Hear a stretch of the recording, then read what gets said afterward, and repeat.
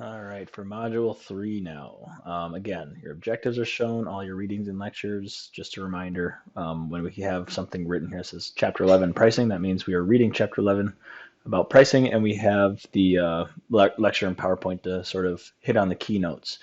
So, you know, the pricing one is actually relatively straightforward. There's only a few different methods, and we talk about those just in a little bit of brevity here, but it all overtwines or intertwines pretty significantly between this and which different the different delivery methods that you're gonna be dealing with, what your general conditions say, what your contract allows, and really when it comes down to pricing, if you're like a CM at risk or a design build company, there's probably pretty common that you would be using maybe all three of these different methods of pricing, right? Your cost plus would be your primary one. Each of your subcontractors then are going to be bidding for you, and they'll probably be giving you a lump sum. And then a lot of times, what I would do is ask for unit pricing on things too. So that unit pricing would be more of that, cost for install, the installed price of certain materials or certain types of assemblies. And the reason why I would ask a lot of subcontractors to do that is mostly because of a time saver. So so for instance, like flooring is a good one, because if we know the unit price per foot of some flooring material and the owner decides that they want to change it to a different one that we already have a price for, we can make that termination pretty much immediately. Just have to know how much square feet we're really looking at. And since we've already locked in the unit price for all those different materials, we would be able to make a decision on if the owner thinks it's worth the price change or not. So this PowerPoint just kind of goes through all those different methods.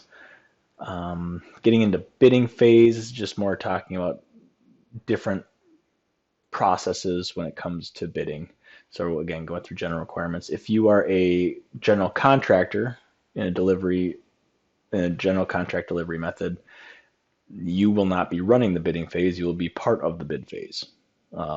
If you're a CM at risk or design build or one of those, you will be managing the bidding documents. You'll be managing the bidding process. You'll be doing all that kind of stuff, on the front end of the project. So this just goes through showing how, you have different ways of bidding, pre-qualification processes, how it works between public versus private projects, understanding what a go, no go analysis is, just a lot of different information that is generally provided in your front end documents. Again, tying you back to chapter 10 and understanding the importance of those documents too. So yeah, I'll let you go through that and let you ask me any question that you might have. Payments, insurance, surety, warranty. So again, just a lot of general requirement items, things that you would need on your project, and understanding the basics of each of those. If you want more information, just reach out and we can have, maybe set up a time to chat about specifics with all this, but there's a lot of information to go through. The one that does not have any chapter is project closeout, because all this stuff kind of ties back into your project closeout, especially when it comes to like warranty and stuff like that and payments.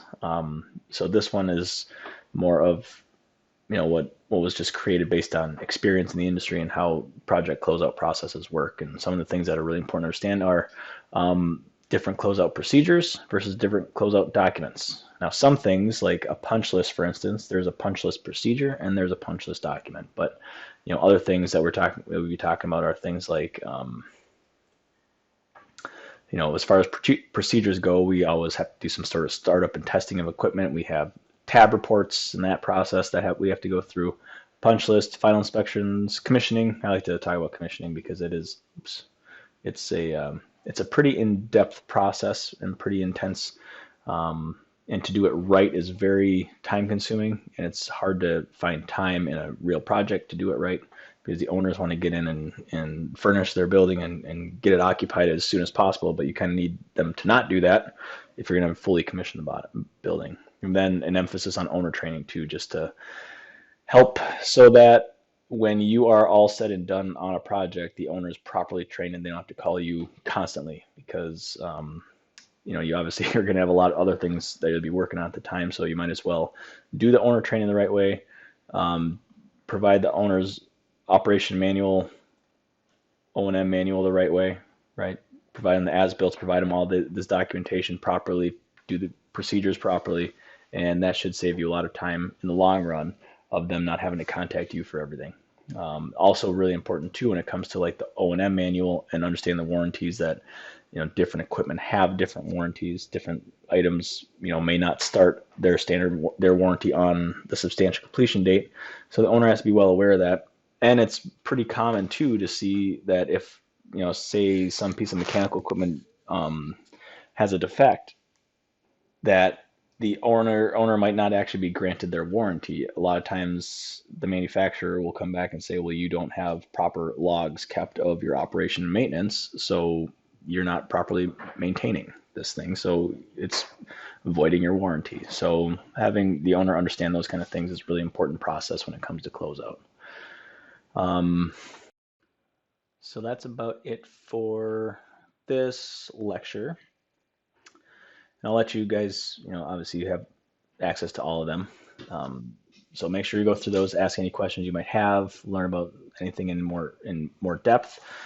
Then that leads us into our assignment for this module. So our assignment is going to be a bid tab analysis. So what I've done is provide you here a bid tab. So populated out all of the bid categories for you. So you can see here we have like our bid categories would be demolition, concrete, site concrete, masonry.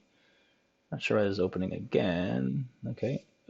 Masonry, structural steel erection, mist metals. And then within each of these different tabs, you have a bunch of different contractors that are listed with pricing for all of them. So this bid tab kind of summarizes whoever's low, plops them into the first summary sheet here, and you can see the comparison between our overall original budget versus our bid number. So what you're going to have to do is take a look at this, go through in-depth analysis, because at that bid time, what's going to happen is you're going to take just the raw data. You're going to look at the bid forms. You're going to make sure they have everything that they need. You're going to plug in the numbers, and the owner is going to want to look at the number and say, where are we? And this one obviously shows that we are just a little bit under budget, so we're 140,000 low, and they're going to be super happy about that, and they're going to be ready to go. And the first thing you're going to have to tell them is, hold the phone here. We haven't looked at anything yet, because there's a lot of things to analyze. Like this one, for instance, we have a pretty big difference between our roofing subcontractors, right? We're talking $40,000 difference, and we are way high compared to our budget, right? So those are the things that you have to analyze. A lot of it comes back to the scopes. Does everyone have all the items in the scope, right? Are you comparing apples to apples when it comes to the bids? Or are we looking at different numbers because people included something a little bit different on their bids or excluded something on their bids? Why are some of these numbers so far apart?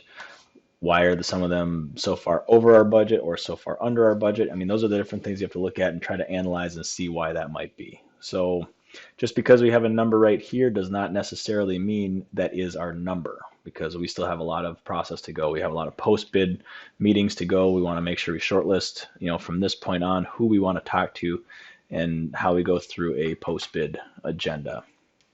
So that's what your assignment is.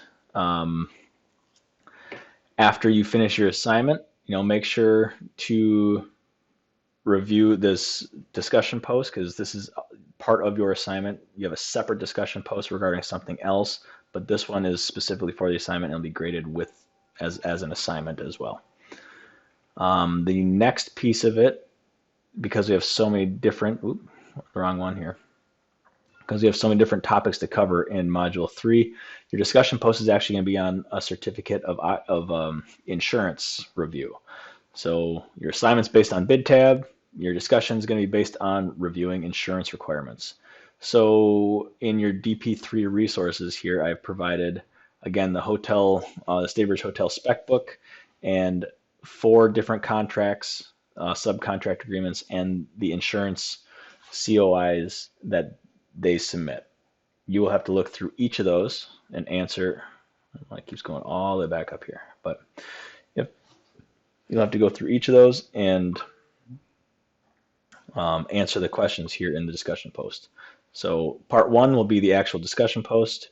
You'll need to review those 4 COIs and answer the questions based on quick summary of all of them. For part 2, after you've completed your discussion post, you are going to have to review the project specs and fill out a blank liability insurance form that's also provided. And you only have to fill out the following columns. Once you complete that, you can submit that to the portal on Educat here. Probably way back there again. So you can submit that to this portal, and then you can go through part 3 and answer the rest of your discussion post questions. So once you submit that, the actual COI discussion key will pop up for you, and you can kind of review yours against what the real one should look like. Now there's some discrepancies in the specs. There's some information you got to look through and sort out to see how we did, and then finish up your discussion post. So going back into this then, once you complete, then I want you to provide your responses and your feedback comments to other students. Okay. Let's see, I'll let you read through all that as well. I don't need to read you the instructions. I think you guys can all handle that. And I think that's about it for this chapter or for this module. There's an awful lot of information. It's actually 2 quizzes too, because I want to keep pricing, bidding, and payments together, and then insurance, surety, warranty, and closeout all together too. So yeah, if you have any questions, as always, let me know. I know there's a lot of content to cover in this, and it kind of bounces you around, but such is construction. So yep, let me know if you have anything you'd like to discuss further.